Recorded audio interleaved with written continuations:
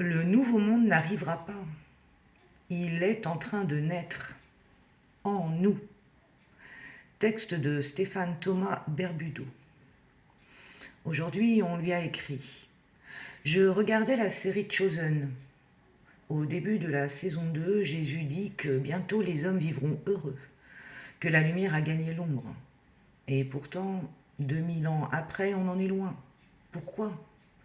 Est-ce qu'on nous a fait espérer pour rien? Est-ce que le nouveau monde va vraiment venir?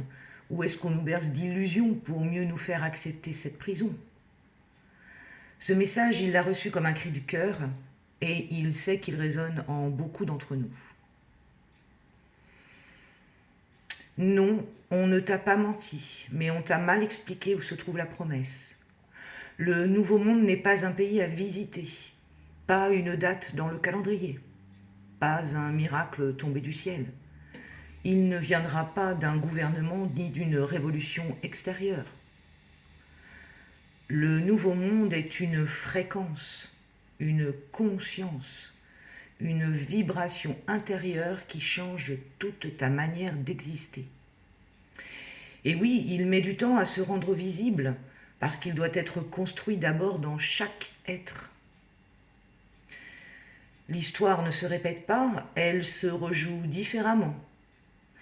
Il y a 2000 ans, la lumière a bien tenté de naître dans ce monde, mais elle a été rejetée, incomprise, crucifiée, récupérée. L'humanité n'était pas prête. Elle a préféré les dogmes à la transformation intérieure.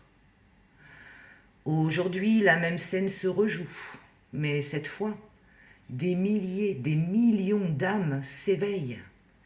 Elles ne cherchent plus un sauveur. Elles comprennent que le Christ est un état de conscience et qu'il peut renaître en chacun. Est-ce qu'on nous a fait espérer quelque chose qui n'arrivera jamais? Non.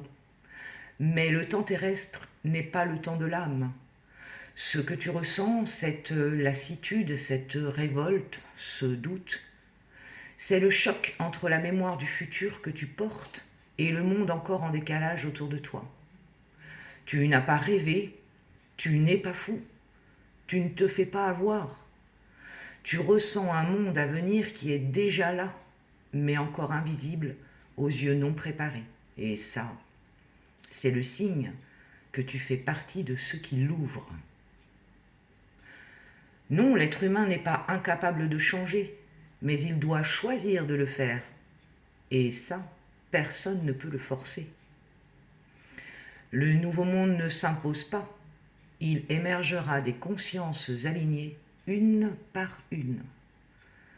Et toi qui espères, toi qui doutes, toi qui refuses de te résigner, tu es exactement au bon endroit, sur cette frontière fine entre l'ancien monde qui se meurt et le nouveau monde qui naît à travers toi. Alors non, on ne t'a pas fait espérer pour rien. On t'a soufflé un souvenir d'âme, une vision de ce que tu es venu bâtir. Et maintenant, c'est à toi de l'incarner.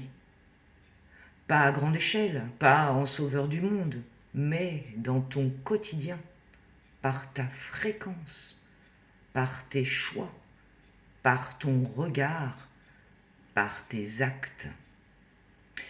Chaque fois que tu refuses l'absurde, que tu dis non à l'injustice, mais que tu restes dans l'amour même fatigué, tu fais entrer le nouveau monde un peu plus ici.